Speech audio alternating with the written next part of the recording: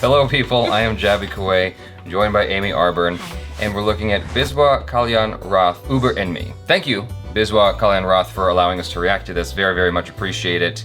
And let's check this out. This video is sponsored by Sunday, India's first sleep tech startup. Sunday sells mattresses straight to the consumer, cutting out the middleman and saving you up to 30%. Click the link in the description to receive a special deal only for the KOAY family. That's you guys.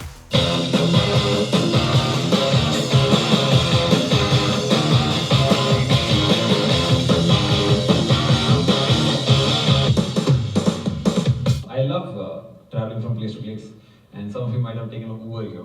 And every time you book an Uber, they'll use the lowest form of technology available to them. What? They have the location, they will never use it. Oh. Call you. Hello. Never say hello. Hello. They don't start with hello. They're always talking to somebody else. Hello. तेरे taxi में कौन है? तू taxi से हर जगह दोस्त है क्या? I'm assuming you dropped somebody. What? The next line they'll always say perfectly. Then when you say hello, like, हाँ सर किधर आना है? तू बस hello नहीं बोल सकता क्या?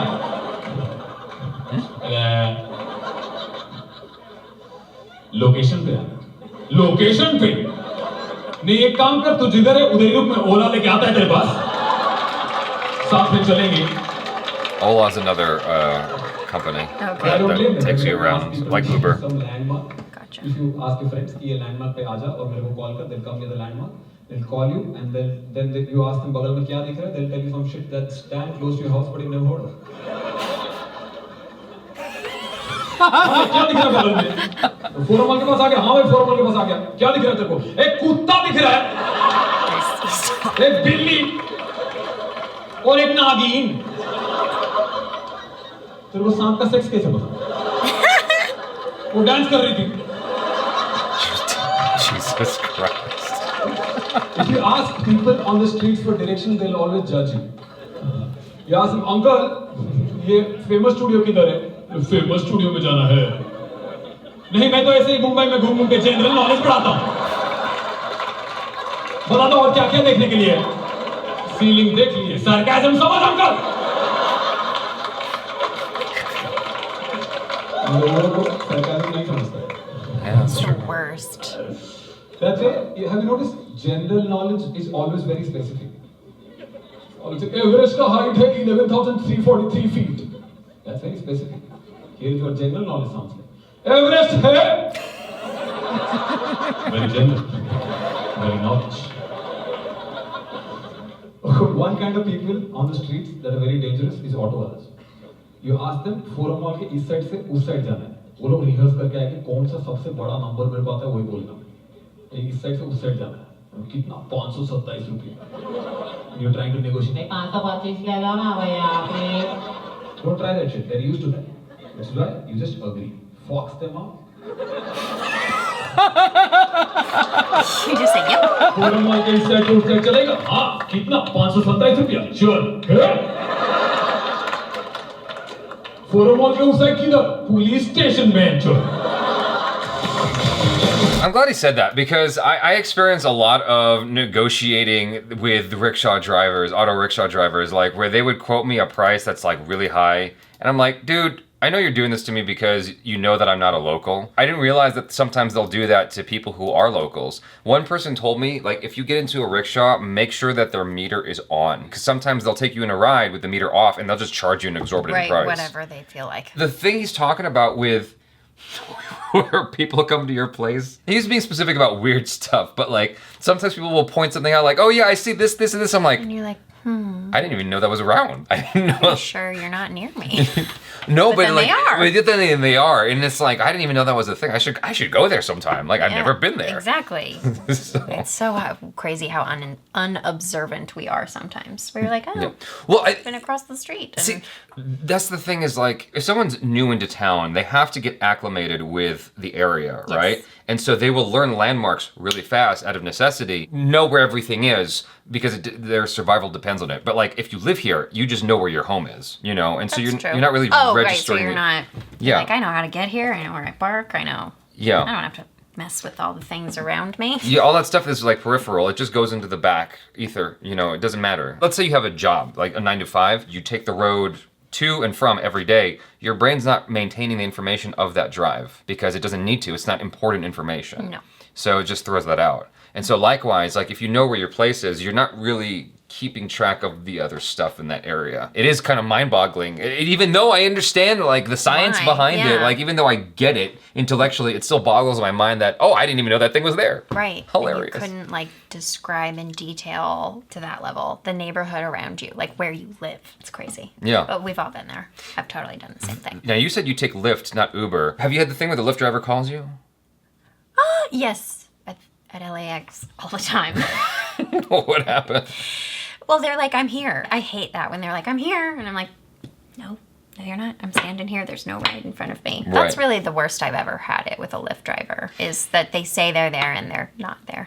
The Uber drivers or Lyft drivers, for that matter, when it's me, they're never on the right side of the street. They're always on the opposite corner for some reason. right. If Amy called up an Uber driver right now, they'd show up right where they're supposed to, right in front. I think it's because they'll try extra hard for a female. I don't know why. Maybe so. Maybe that's what it is. Maybe you've screwed with someone and then they have an internal driver note that's like, just screw with this guy. Maybe. That's possible. I think that's a high possibility. I do talk a lot. It is quite possible that I piss someone off and they just... And if you're in an Uber or a Lyft, maybe you've been drinking. I'm very nice. He's very you're nice. making a lot of assumptions about No, me. you're very nice when you're drunk. Anyone, this is not a you thing, anyone who's a little drunk is a little more vocal and maybe a little bit more annoying when they're drunk. The worst thing that happened to me while drunk in an Uber, I think it was on my birthday. You had already left. What happened was... Didn't we leave, like, the three of us? Oh, maybe we did. Yeah.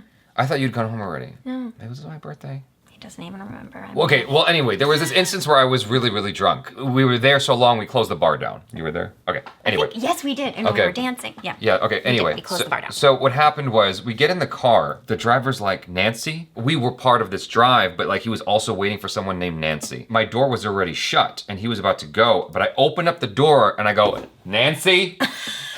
And I just left the door open, because I'm so drunk. I'm just like, come on in whenever you feel like Why it. not? Join us. You were there for this. Okay, anyway. I don't remember you screaming for a Nancy. So what happened I feel was, like I would remember. I literally just waited. I'm like, I guess no one's coming. So I closed the door. He's about to drive, and this dude opens the door and goes, "What the fuck's your problem, bro?" And I'm like, what? Oh, no, I definitely wasn't here. I was so drunk, I couldn't get scared. I was just like confused. Like, are we about to be in a fight? I don't know. Like, it was like, I was genuinely that perplexed. Who can say? You know, like it was just like a conundrum. Like, did I tie my shoes? I don't know. That was literally that kind of confusion for me. And Achara was like, no. He's no. Yeah, that's when you do. And she closed the door. Yeah. Bless you, Achara. Yeah. For bailing him out of that That's situation. That's how I remember it. Yeah, who But knows what it was really like. I think that's the most drunk I've ever been. Was that Have night? you ever thrown up in an Uber or No. been with someone who's thrown up in an Uber? Nope. I No. have. See, no. If she's watching this, I'm not going to say who it is because I don't want to reveal it to her, but she'd probably say she wouldn't care, but multiple times. And I was like the one being to the driver, like, pull over. And we had to pull over like 4 or 5 times. And it was maybe a 10-minute drive home. That sounds like a friend that I wouldn't want to hang around. I love her so much, so I didn't really mind. But I was more like feeling bad for her because we couldn't drive for 2 seconds without her going. You need to make sure she eats some like heavy fried food before you go out drinking next She time. didn't, and she'd had a lot of tequila. Yeah, see, no, you got to eat something that'll soak up that alcohol because that'll mess you up So real good. badly.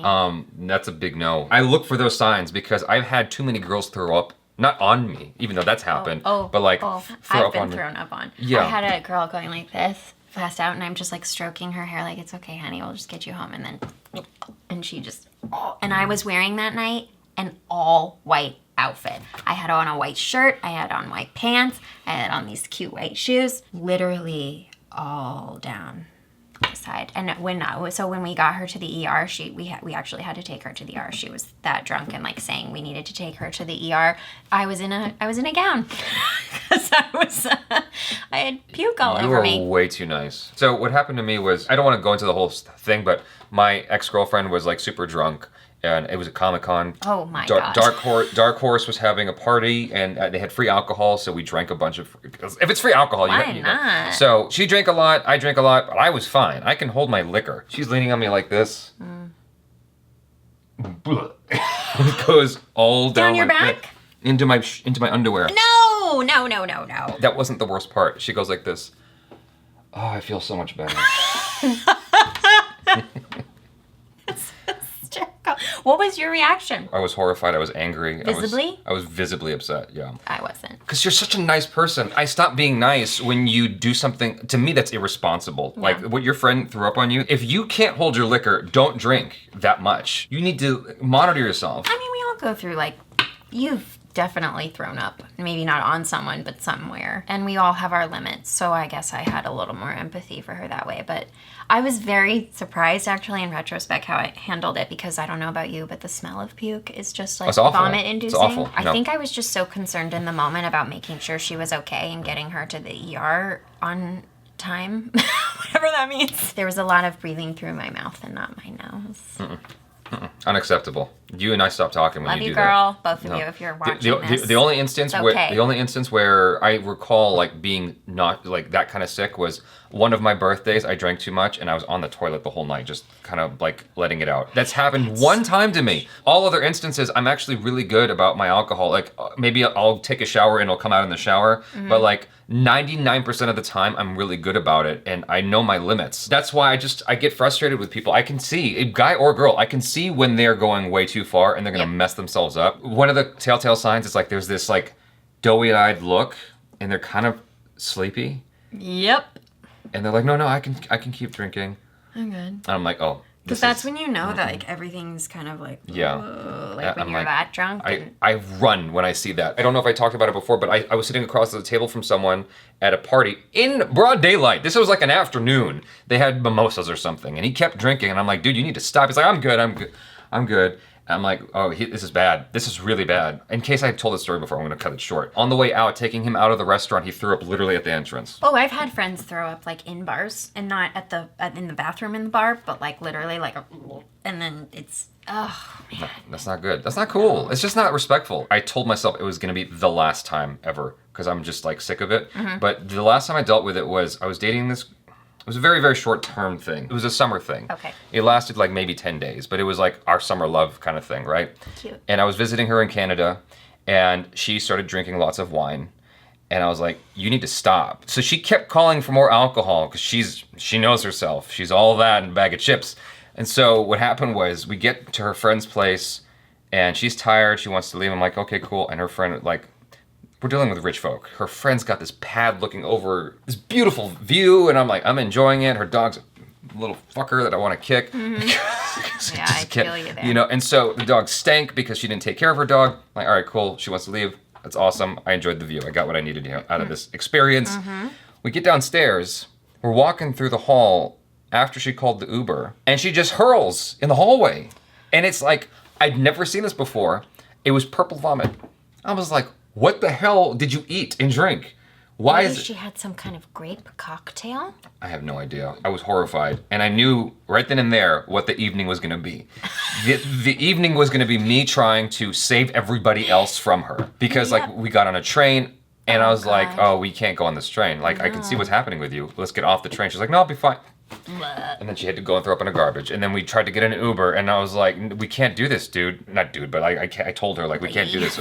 So we pulled over, got out, we started this long walk back to her home, and I'm like, this is so stupid. Yeah, because like, you didn't want to do the drive for 2 minutes, stop, yeah. open the door. And she literally would just like stick her head out, vomit, and we'd pull her back in and we'd keep going. I just felt bad for her. Irresponsible. Don't do that to your friends.